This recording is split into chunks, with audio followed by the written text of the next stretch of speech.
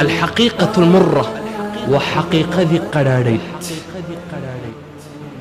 هويني أيا أضي لهيت 5 سنة أيو قبي دارين أيا ليلة هذا هوينا داس وحرور أمي دلين waxay ku fikiraysay maalinka ay noqon doonto hooyo ay ilmo yeelan doonto ilaahay bay bariyay rabbi subhanahu wa ta'ala inuu ilaahay walad saalixa u siiyo ay bariyay in badan ay ducaysan jirtay ilaahu walad isi ilaahu 5 sano yaan ku bariyay rabbi walad isi ilaahu walad isi aad bay u jirtay waxay ku fikiri jirtay maalinka hooyo noqon doonto ilmo yar arki doonto ay ku fikiraysay haweenaydii waxa is aragtay isbedel bay iska aragtay caadadii baa ka joogsatay iyadoo madax xanuun leh is aragtay waxay aragtay iyadoo isbedeshay ayay is aragtay dhakhtarkay tagtay way isbaadhay odayga raacay wuxuu dhakhtarkii u sheegay inay uur leedahay way faraxday farxad 5 sano sugays farxad isqaadi kari weydi dadkaygu bay ugu sheegtay farxad wala isku yimid farxad ducaa la sameeyay wiilkii ay sugaysay ayaa yimid oo dhashay waxay u bixisay Muhammad ay u bixisay laakiin wiilka waa lagu jeexay aad bay ugu faraxday wayna ku dhibaatootay jeexitaanka ilmaha lagu jeexay ku dhibaatootay odagayga waxay ka codsatay in ay u qabto haweeney u shaqaysa khaadimad iyo qabo oo qabtay waxa jiraysay islaan daa oo faqiirada oo miskiinada oo guriyaha u shaqaysa ayaa jirtay islaantiibu u keenay si ay ugu shaqayso markay 7 u shaqaysay ayaa waxay ku tiri haweeneydii daarin bay ku tiri islaan da'an ahay laakiin inan yar baa guriga ay joogta anu aan dhalay inantaasaan kuu keeni ha kuu shaqayso anaana shaqada bari maalin la joogi ay ogoloobay tiri waayahay bay tiri sidii bay inanteedii yareed ba u keentay inantii baa ay shaqada tusaysay 20 maalmood iyo u shaqaynaysay islaantuna ay ag taagneed gabadheeda tayad da'deedu 17 jir ayuu yahay aad bay u qurux badantay way soo labisan jirtay markay gurigan imanayso way soo qurxin jirtay soo labisan jirtay markaas iman jirtay daarin ba aragtay tayo mar walba isa soo qurxisa waxay ku tiraahday soo qurxin way cabsanaysa odagayga oo cabsanaysa le meesha fidna ka dhacdo maybu ku yiri maxaa dhibaato ah iyadoo foolxum inta ku iman lahayd soo qurxisa dhibaato male inay faliisiiso ayay doontay waxay tiri wuxuu ku yiri may 40 ka dhamayso kadibna markaa iska faliis laakiin ku shaqayso tiyara guriga ka shaqaysaa way soo qurxisaa 7 maalmood markay u shaqaysay ayaa gabadhii daariin xumadii xanuun dhiigii nifaaskii ayaa xumad ka qaaday ay ku xanuunsatay odaygii ayaa sida caadadiisa si aan ahayn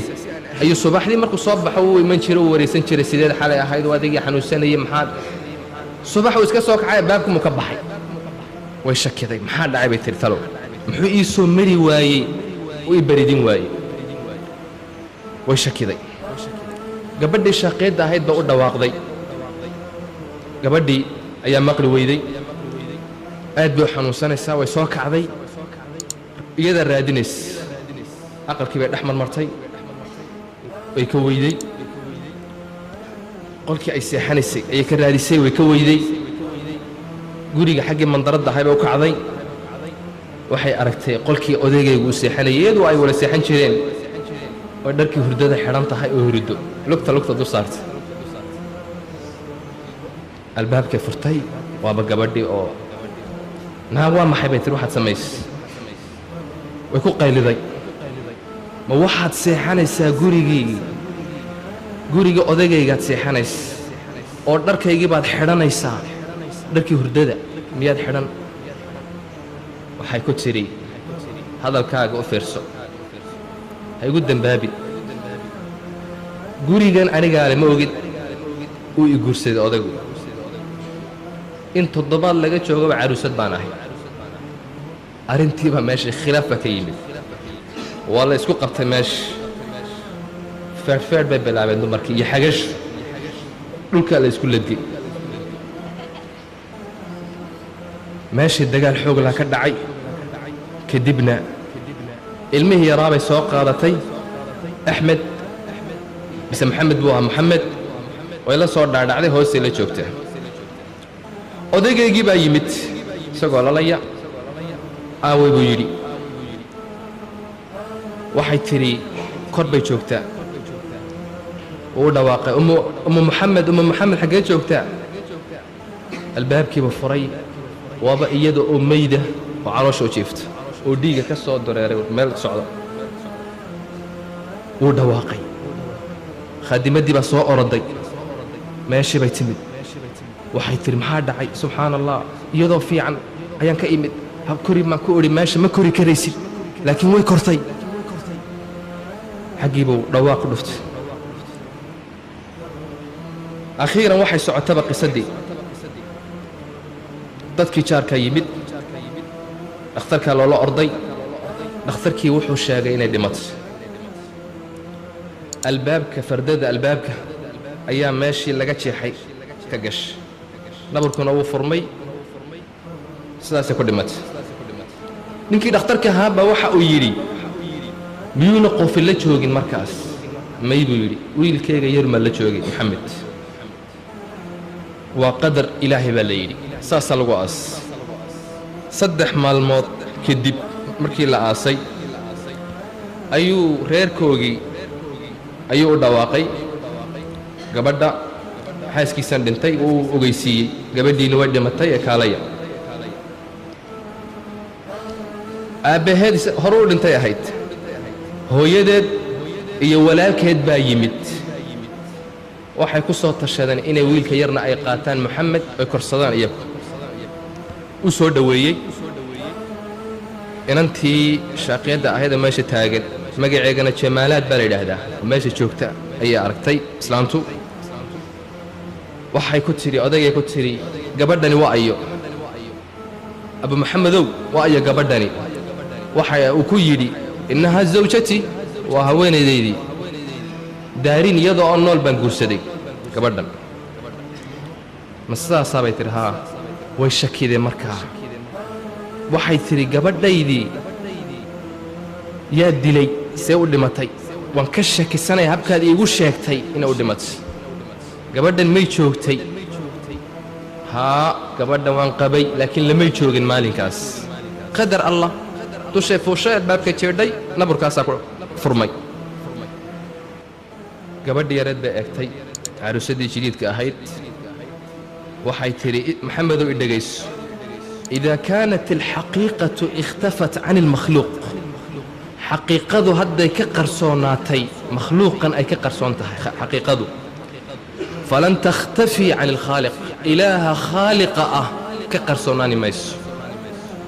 weligaa ilow dembigan mow u male in la iska iloobay laakiin ilaahay iloobi maayo waa ku daba soconi arrintaasi ogow abu maxamed uma aabbayeelin arrintaas waxa uu yidhi kullu insaanin ya'khudu nasiiba qof walba nasiibkiisuu qaadan way dhimatay nasiib abu maxamed waxa uu doonay inuu sharaab iyo u shubo oo iska diiday islaantii way xanaaqsan tahay waxay tidhi ilmahan korsanayna annagaa kaxaysanayna waa yahay buu yidhi waxa uu ku yidhi bishii walba masruufkan keeni may bay tidhi annagaa korsanayna adeerkii ayaa wiilka qaaday way baxeen haweenaydii shaaqiyadda ahayd jamaalaad la odhanayay gurigii viilada ahaa ayay ku nimcaysataa ku dhex noosh marna dushay tagtaa marna hoos nolol fiican ayay ku noosh faqiirnimadii way ka raysatay xaalkeegu wuu wanaagsanaaday sanad kalaa soo maray si wanaagsan sanad kalaa soo maray si wanaagsan carruur bay u dhashay 8 wiil iyo 3 hablood ayuu dhashay waa imis 11 ayuu dhashay maalin walba qurux baa u biiraysay miskiinad bay ahayd faqiirada oo waxba haysan nimcad bay soo gashay laakiin dembigu ma yara ilaahay addoonkiisa waa u kaadiyey markuu qabtana kama siibto iyadoo oo nimcaddaa ku nool ayaa odagayga waxay ku tiri waxaan doonayaa inaan soo yara dalxiisno in yar hawadaan soo yara bedelaynaa magaalo kale nagee aan soo yara dalxiisno waayahay buu yidhi baabuur buu ku qaaday weyn iyada iyo carruurteedii oo dhan 11kiiba isagaana ku waday baabuurkii baa la qallimay gebigood waxaa ka badbaaday iyada iyo wiilkaygii weynaa ee curadka ahaa bes intii kale way ku dhinteen iyadii lafta dhabarka ayaa jabtay wiilkaygiina iyo gacantii iyo meeluu ka jabay laakiin waa iska fayowga markii ay soo miyirsatay ayaa waxay ogaatay in carruurteedii inankaas uu ka nool yahay 10kii kale inay dhinteen ayay ogaatay iyadiina waxaa ku dhacay dhinac baa baktiyey baralisiya baa ku dhacay 3 sano ayay dhakhtarka ku jirtay wiilkaygii 2 bilood buu ku jiro ka soo baxay noloshiiba hadda ku culusaatay waa la bilaabay dembigii baa bilaabay waxay ku socotaa waa kursi yaa lagu wadaa dadka laxaad kale kursiga ay raacaan ay ku fadhiistaan ayay ku socotaa wiilkeegii ayay ku tiri ii kaale dhakhtarkan ka soo baxe baabuur buu soo kaxaystay isagana waddada markuu soo socdo baabuurkii la rogmaday isaguna waddaduu ku soo dhintay wax u yimaada way weyday waa keligeed laakiin lacag baa leedahay la soco dhakhtarkii ayaa reerkoogii bay raadiyeen aabbaheed iyo walaalkeed baa yimid si ay u qaataan waxaa yimid muxamed maad garanaysaan muxamed waa wiilkii oo odagayga u dhalay ayaa yimid si dhaxalkii aabbihii uu uga qaato waxaa la socotay mucoydi ayaa la socotay islaantii dhashay daariin gabadhii meeshay soo taagan tahay waxay tidhi markay islaantii aragtay ayay xasuusatay inay dembi gashay waxay ku tidhi habar yar maad xasuusanaysaa hadalkaagii aad igu tidhi إذا الحقيقة اختفت عن المخلوق حقيقة هذا كقرصون تهي مخلوقة ضدك أي كقرصون تهي إله خالق أكما قرصون محصنت ها بيتري وحي تري سامحني أنا التي قتلت دارين قبل هذه دارين أني قد لي سامح إلهي واكن إيه قبتي عرورتي دي أو نلوان واي أني قان واكن دبر كالي إيجا تشبي nolosha qadhaadh baan ku noolahay isaamax islaantii way ooyday waxa ay tiri ilaahay nolol xun ha kugu noolaysiiyo aakhirana ha kugu cadaabo waxa ay tiri odagaygii waan waayey awlaadaydii waan waayey shabaabnimadaydii iyo caafimaadkaygii waan waayey in yarum isaamax islaantii iyadoo cadhaysan oo ooyeysa ayay ka baxday jamaalaad xaggii bay reerkoogii la joogtay aabbaheed baa dhintay walaalkeed ayaa u hadhay lacagtii yaraydee soo dhaxashayna isagaa ka qaatay khamru ku cabbay wuu ku sinaystay isagiina akhiiran si xun buu u dhintay jaarka ayaa lacag u soo ururin jiray sadaqadda la siin jiray jamaalaad keligeed